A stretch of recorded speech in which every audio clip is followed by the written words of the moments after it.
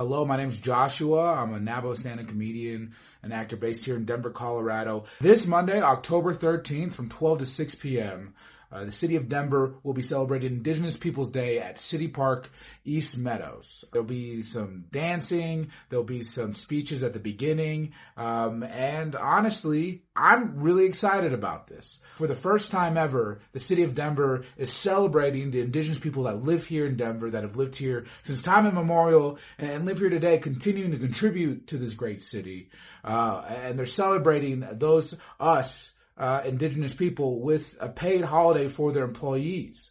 That's so cool. There's Native kids in Denver that are going to grow up seeing their city celebrate them. I love that. I think it's a big win. Shout out to everybody that advocated for this, especially Raven and Shannon. I think this is a big deal, and I think it's one of those little trees you plant, and the shade is going to continue to provide shade for generations. There's been a little bit of controversy around this, and that's the story that I've been trying to sort of try to get my hands in and find out sort of what the truth is. Just to do a little bit of level setting, the Indigenous Peoples Day event is being put on by the city of Denver, their Parks and Rec department.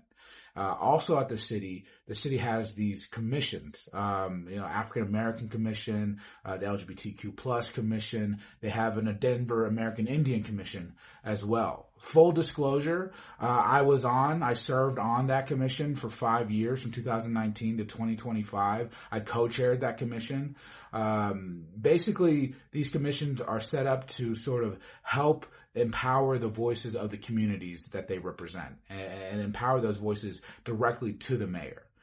A lot of these commissions have also done great community work in conjunction with the city of Denver a lot of those times. And the Denver American Indian Commission has done that as well. I think some of the biggest wins has been that they put out a resource guide one year. They've done summits where they've brought together Native serving organizations and sort of given sort of a state of the address on the Denver Indigenous community. They also participated in the Bison Repatriation Project, which is one of the coolest stories. The City Parks and Rec looked to start organizing and administrating the event. They wanted to include Indigenous people as a part of that process, and they reached out to the commission to sort of help plan that. And there was a commissioner named Brendan that sort of took that on. He brought in a Native event organizer, Christina Maldonado Badhand, and Create Aya to sort of help plan and carry out this event.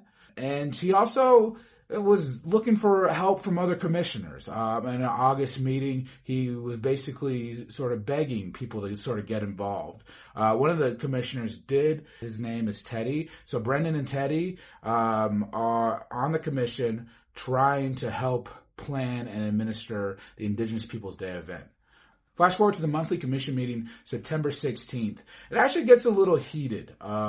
The two co-chairs of the Denver American Indian Commission are a little annoyed at Brendan and Teddy. I still can't really get why they're so angry, but I think it sort of boils down to not enough inclusivity in the decision-making when it comes to this Indigenous Peoples Day event. And over again, Trenny Birch reiterates that nobody speaks for the commission, not the co-chairs, not Teddy and Brendan. Nobody. The commission has to vote on these things. It has to be a group effort. She says it over and over again. Despite all this hairiness, the commission votes unanimously to continue to be a part of the Indigenous Peoples Day production. So they all vote yes. Flash forward to September 23rd, there's a special session of the commission called by the co-chairs. And it's so special that nobody can make it. In fact, nobody does make it. The only two commissioners that are on this commission call are the two co-chairs, Trenny Birch and Desiree. And together they vote 2-0 to withdraw the commission's involvement in the Indigenous Peoples Day. And so I just want to reiterate again, September 16th, Trenny said nobody speaks for the commission. No. 2 members speak for the commission. And then go to September 23rd. It's just 2 members of the commission deciding that they're withdrawing the commission from the Indigenous Peoples Day. Just want to call attention to that. They take that vote. They then send that vote in a letter to mayor, and the Denver Post also gets a hold of this letter. And that's when the Denver Post writes an article, October 2nd, it comes out, saying that the co-chairs do not want the commission to be involved in Indigenous Peoples Day events.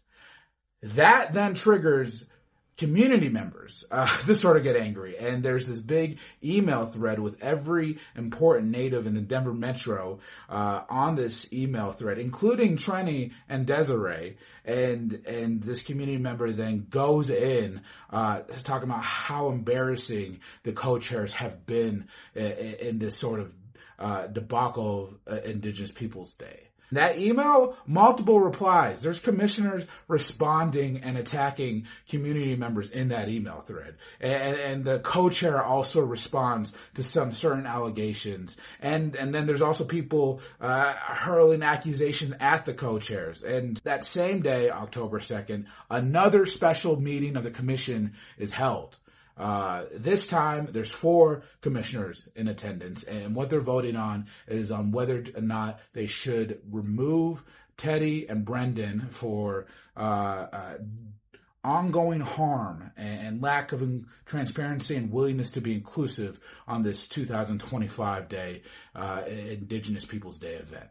The special meeting of the commission, that Zoom link was also in that email thread. And so you flash forward to that meeting, there's all these people in that Zoom room just watching this. This is the most attended Denver American Indian Commission meeting I've ever seen in my life. And then they go into closed session for the discussion, and then they come out of it for their vote. All 4 commissioners present vote yes on the recommendation to remove Brendan and Teddy from the commission. There are 3 commissioners not present. They all send in their emails that they voted no on that resolution. Those 3 people not present were Teddy, Brendan, and Cecilia Bullbear. Now, this is really getting into the weeds, but I did a dive into the bylaws of the Denver American Indian Commission. All right, so what you need to know, there's 7 current commissioners. There's 7 commissioners that are currently a part of the Denver American Indian Commission. To have quorum is 1/2 of the current members plus 1. So 7 members, that's 4.5. To reach quorum, you need 5 commissioners present to reach quorum. This meeting had 4 in attendance. Okay, so technically, by their own bylaws, any decision that they made, it can't be put into effect because they didn't actually have quorum according to their bylaws. To remove a commissioner from the commission, they need a 2/3 vote. 2/3 votes. There's 7 total commissioners, 2/3 vote to satisfy that 2/3. 5 commissioners have to vote yes. So even if you include the fact that those 3 commissioners weren't present, but they sent in their votes, so you have 7 total votes. 4 yes, 3 no. You're like, well, 4 to 3, they're off the commission. Well, it has to satisfy this 2/3 majority vote, which means that it has to have at least 5 of the commissioners vote to remove these commissioners. By their own bylaws, the motion to remove Teddy and Brendan failed. It's unsuccessful. Now, in this, perception is reality. I mean, I don't think anyone is taking this to civil litigation. And I don't even know if Teddy and Brendan want to continue their work. It's a voluntary, non-paid commission. This is community work. You're doing this to try to make, and from my perspective, it really seems like Teddy and Brendan had the community's best interests at heart the entire time. It really looks like they were trying to be a part of the solution to, one, include the commission in on this event, but also put on the event.